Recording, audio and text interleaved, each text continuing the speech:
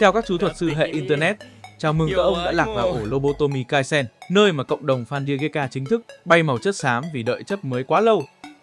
Chắc hẳn các ông đang thắc mắc, tại sao đi đâu cũng thấy ông thầy năm trụm gáy câu nại Edwin để rồi nhận cái kết thành bộ xếp hình 2 mảnh nổi tiếng nhất lịch sử.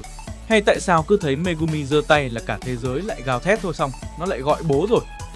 Trong video hôm nay, tôi sẽ giải mã tất tần tật những meme hủy diệt nhất, thứ đã biến một bộ anime kinh dị đầy máu me bỗng chốc trở thành gánh xiếc trung ương. Nhưng khoan, trước khi chúng ta cùng bành trướng lãnh địa, hãy nhấn ngay nút subscribe và bật chuông thông báo đi. Đây là cách duy nhất để các ông nạp thêm chú lực và bảo vệ nhân vật yêu thích của mình khỏi bàn tay đồ tể của con mèo một mắt ghi đấy. Đừng để lão khúc luôn cái kênh này như cách lão đã làm với Gojo. Mở bát cho danh sách hôm nay chính là vị vua của mọi loại meme, thứ đã xâm chiếm từ TikTok cho đến tận đề thi đại học Naladowing hay bản dịch thuần Việt mang đầy mùi thuốc súng là thắng chắc.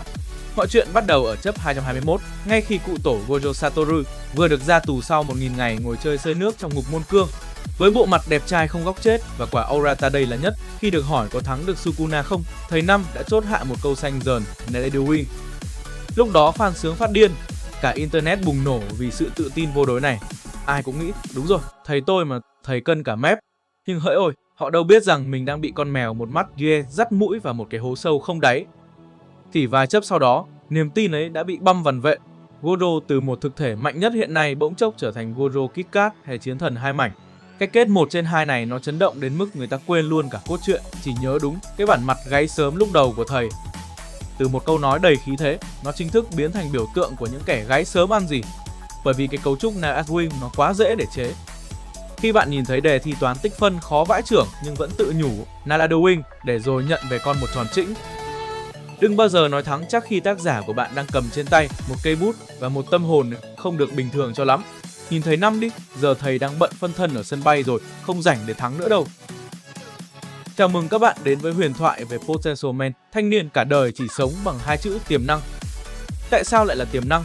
Bởi vì từ đầu chuyện đến giờ, ai cũng khen Megumi. Gojo bảo Megumi có thể mạnh ngang thầy. Sukuna thì mê Megumi như điếu đổ vì thuật thức thập trùng ảnh quá bá đạo.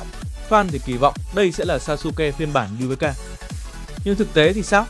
Trong khi bạn bè đang nỗ lực ao trình đối thủ thì Megumi lại cực kỳ đam mê một bộ môn mang tên tự hủy. Đây chính là nguồn gốc của meme hủy diệt này.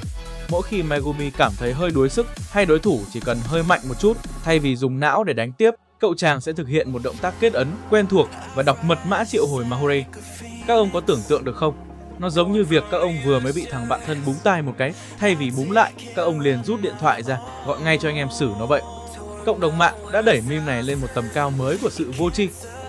Cái mark Potential Man giờ đây mang ý nghĩa mỉa mai cực độ. Một thiên tài luôn luôn sắp mạnh, sắp thể hiện, nhưng cuối cùng thứ duy nhất cậu ta thể hiện là gọi người khác ra đánh hộ rồi mình đi ngủ hoặc đi đời.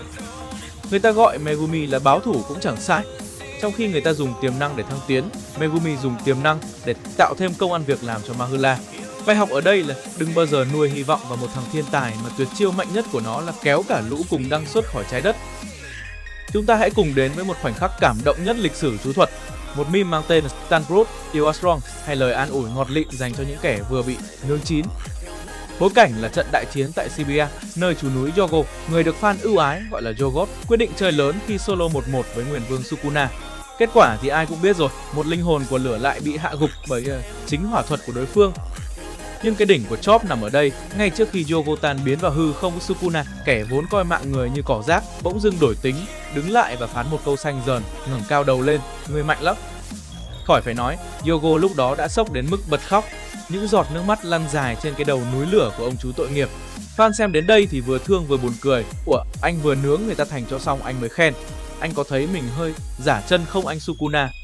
Tại sao nó lại hài đến mức ám ảnh? Bởi vì đây là đỉnh cao của sự mỉa mai.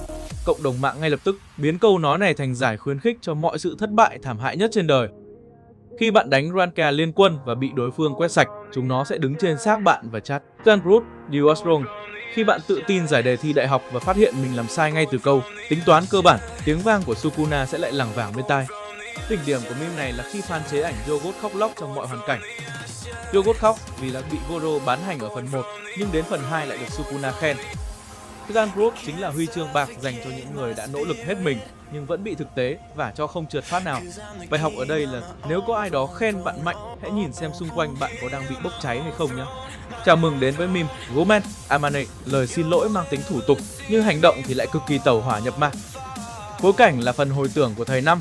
Sau khi bị Daddy Togi tiễn một đoạn lên đường, Gojo không những không chết mà còn thức tỉnh được phản chuyển thuật thức. Lúc này, thay vì chạy đến khóc thương cho Amane vừa bị bay màu, Gojo lại xuất hiện với gương mặt phê pha, mắt trợn ngược và nói một câu khiến fan đứng hình: Gomen Amane. Thầy không thấy buồn tí nào cả. Ngay lúc này, thế giới đối với thầy chỉ là một màu hồng rực rỡ. Fan xem xong chỉ biết thốt lên: "Ủa thầy, người ta vừa hy sinh, còn thầy thì đứng đây hưởng thụ sự bất tử của mình à?" Tại sao nó lại trở thành meme hủy diệt? Bởi vì cái trạng thái thiên thượng thiên hạ, duy ngã độc tôn của Gojo, lúc đó nó vừa ngầu, vừa điên. Người ta dùng câu Gomen Amane cho những tình huống mà bạn đáng lẽ phải thấy hối lỗi, nhưng thực tế là bạn đang bận, tận hưởng niềm vui cá nhân một cách ích kỷ. Meme này thường đi kèm với hình ảnh Gojo lơ lửng giữa không trung, tay kết ấn, nhưng gương mặt thì cười như là phê thuốc. Nó tượng trưng cho những lúc chúng ta ao trình thế giới đến mức những chuyện đau buồn xung quanh bỗng trở nên nhạt nhẽo. Sau khi chứng kiến cụ tổ Gojo Haido, chúng ta hãy đến với một thực thể mà sức mạnh đã vượt xa khỏi tầm kiểm soát của tác giả Ye. Quên Gojo hay là Sukuna đi, vì hôm nay chúng ta sẽ nói về Gyogoate, chú linh mang dòng máu của The Grace of All Time. Thực tế phũ phàng là trong chuyện, Yogo là một chú linh đặc cấp cực mạnh, nhưng đen một nỗi là ông chú núi lửa này toàn bốc phải những kèo khó nhất lịch sử. Vừa ra quân đã đụng ngay Godo Satoru, để rồi bị vặt đầu như vặt lông vịt. Vừa hồi phục xong lại va ngay vào Sukuna, để rồi bị nướng thành tro. Cái sự số hưởng này khiến fan không khỏi mùi lòng. Thay vì chê Yogo yếu, cộng đồng mạng quyết định tôn ông chú lên làm thần với danh hiệu Yogot. Đây là sự kết hợp giữa Yogo và Gyoate, Grace of All Time. Meme này hài hước ở chỗ nó biến tất cả những trận thua thảm hại của Yogo thành những màn kịch mà ông chú đang nhường nhịn đối thủ. Yogo bị Gojo vặt đầu không? Đó là Yogot đang thử thách lòng kiên nhẫn của thầy Năm thôi. Yogo bị Sukuna nướng chẳng qua Yogot muốn thử xem lửa của Sukuna có đủ tuổi với mình không thôi. Meme Yogot thực sự bùng nổ với loạt ảnh chế na Idolwing phiên bản Yogo. Khi bạn bị sếp mắng nhưng trong đầu bạn lại đang nghĩ về việc sếp tuổi gì với mình, bạn chính là đệ tử của Yogot. Yogot không chỉ là một meme, nó là biểu tượng cho tinh thần thua trên thế thắng. Dù thực tế có vả bạn sấp mặt, chỉ cần bạn tin mình là Gyoate, bạn sẽ bất tử. Tiếp theo, chúng ta đến với một nhân vật mà sự đẹp trai tỷ lệ nghịch hoàn toàn với vận may và trách nhiệm gia đình, Togi Fushiguro. Người đàn ông được mệnh danh là sát thủ thuật sư, nhưng thực chất trong mắt fan, anh chỉ là một con báo thủ chính hiệu với đam mê cá độ bất diệt và biệt tài, bán con lấy tiền trả nợ. Mọi chuyện đang rất suôn sẻ khi Togi vừa xiên cho thầy Năm Godo một trận tơi bời. Lúc đó anh ngầu lắm, anh flex sức mạnh thiên thể lục đạo các thứ. Nhưng đời không như là mớp, Gojo bỗng dưng thức tỉnh và quay lại với một tâm hồn bay bổng theo đúng nghĩa đen. Togi lúc này vẫn rất tự tin, kiểu súng đây, gậy đây, sao phải xoắn. Và đó chính là sai lầm lớn nhất đời anh. Gojo tặng cho Togi một quả tử to tròn, mọng nước và bùm. Trong một nốt nhạc, Togi chính thức bay màu một phần cơ thể. Nhưng thay vì khóc lóc đau thương, cộng đồng mạng lại soi ra một chi tiết cực kỳ tư bản ở đây. Các bạn nhìn kỹ cái lỗ bên mạn sườn của Togi sau khi dính chiêu xem. Nó khuyết đúng một miếng, trông quen không? Đúng rồi đấy, Togi không chỉ là một sát thủ, anh còn là gương mặt đại diện không chính thức cho Apple.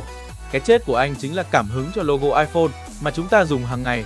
Một sự hy sinh mang đậm tính thương hiệu. Người ta chết thì để lại tiếng thơm, còn Togi chết để lại một cái logo nghìn tỷ đô. Trước khi trút hơi thở cuối cùng, anh bỗng nhớ ra mình còn một thằng con trai tên là Megumi. Sau bao nhiêu năm quên tên, bán con cho nhà Genu như bán một món hàng Shopee, thì phút cuối anh lại chọn làm người cha nhân hậu bằng cách nhờ kẻ vừa giết mình nuôi hộ con mình. Đúng là một nước đi không ai lường trước được.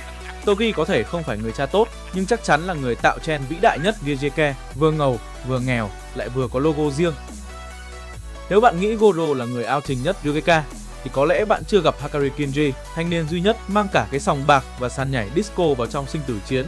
Trong khi các thuật sư khác phải khổ luyện thần chú, kết ấn mỏi tay, thì anh Hakari nhà ta chỉ cần một thứ duy nhất, đó là sự đẹp trai và vận may đỏ đen chạm đỉnh. Bành trướng lãnh địa của người ta là để ram cầm, tiêu diệt đối thủ, còn lãnh địa của Hakari, nó là một cái máy đánh bạc khổng lồ mang tên tọa sát đánh đổi. Vâng, bạn không nghe nhầm đâu. Anh ta bắt đối thủ ngồi xem phim tình cảm xến xúa để chờ mình quay trúng jackpot, và một khi cái vòng quay kia dừng lại ở con số may mắn, jackpot đã nổ. Chào mừng bạn đến với 4 phút 11 giây của một vị thần bất tử. Trong khoảng thời gian này, Hakari không chỉ hồi phục vết thương nhanh hơn cả vận tốc ánh sáng, mà quan trọng nhất là anh ta được cấp phép đi quẩy. Cứ hễ nhạc phone nổi lên, điệu nhảy lắc hông thần thánh bắt đầu là chúng ta biết đối thủ chuẩn bị đăng xuất. Meme này lầy lội ở chỗ, đối thủ thì đang gồng mình, máu chảy đầm đìa, dùng đủ mọi chiêu trò để sinh tồn. Còn Hakari, anh bận đánh hông theo nhịp nhạc, khuôn mặt phê pha như đang ở giữa bar Central. Định nghĩa về sự chat chính là đây, bạn có thể đấm tôi, nhưng bạn không thể ngăn tôi yêu âm nhạc và tận hưởng chiến thắng. Điệu nhảy của Hakari đã trở thành biểu tượng của sự vô tri nhưng cực cuốn. Nó nhắc nhở chúng ta một đạo lý trong đời, kỹ năng có thể kém một tí, nhưng nếu bạn có vận may đỏ đen và một tâm hồn yêu văn nghệ, bạn sẽ luôn là người chiến thắng trên mọi sàn diễn, mọi chiến trường. Gojo Satoru chính là chủ tịch hiệp hội những người thích sát muối vào vết thương người khác. Và nạn nhân xấu số nhất không ai khác chính là anh chàng đầu núi lửa Yogo, người đã dũng cảm đi ship mạng mình cho kẻ mạnh nhất thế giới. Trong khi Yogo đang bung hết sức bình sinh, mồ hôi nhễ nhại, thì Gojo lại nhìn đối thủ với ánh mắt tràn đầy sự bao dung. Và rồi, một câu nói đi vào lòng đất đã được thốt ra, biến Yogo từ một nguyền hồn đặc cấp thành một chú lùn tội nghiệp. Người Nhật nghe là đừng lo, vì ngươi yếu mà. Nhưng qua đôi tai đầy sáng tạo của các pháp sư Việt Nam, nó bỗng hóa thành bản nhạc kinh điển Dồ Ái Mồ. Vâng, chính là nó một câu nói ngắn gọn, xúc tích, nhưng sức công phá còn mạnh hơn cả hư thức tử. Nó không chỉ phủ nhận mọi nỗ lực của đối thủ, mà còn khiến họ nghi ngờ về sự tồn tại của chính mình. Tại sao nó lại thành meme? Vì cái vẻ mặt của Gojo lúc đó nó gợi đòn không thể tả. Cái kiểu vừa cười vừa chê người ta yếu một cách chân thành nó mới đau làm sao. Giống như kiểu bạn thức đêm ôn thi 10 tiếng, xong thằng bạn thân đến xem điểm rồi phán một câu không sao đâu, tại cậu dốt thôi mà. Nghe có muốn đấm cho một phát không? Từ đó, Dồ Ái Mồ trở thành câu cửa miệng của các game thủ khi muốn toxic đối phương, hoặc đơn giản là để trêu chọc đám bạn mỗi khi chúng nó làm gì đó thất bại. Một câu nói, hai số phận, Gojo thì càng thêm fan, còn Yogo thì chính thức có tên trong danh sách những người bị tổn thương tâm lý sâu sắc nhất lịch sử anime. Và đó là tứ đại meme huyền thoại đã giúp fan Jujutsu Kaisen vượt qua nỗi đau, mất nhân vật bằng những tràng cười, vô tri. Bạn là fan của thầy năm Gojo, đại sứ Apple Togi, hay chỉ đơn giản là muốn quẩy bất tử như Hakari? Hãy để lại comment cho mình biết nhé! Đừng quên like và subscribe để cùng mình cập nhật thêm nhiều liều thuốc bổ não khác từ thế giới nguyền hồn. Còn giờ thì xin chào và chúc các bạn không bị dồ ái mồ như Yogo. Bye bye!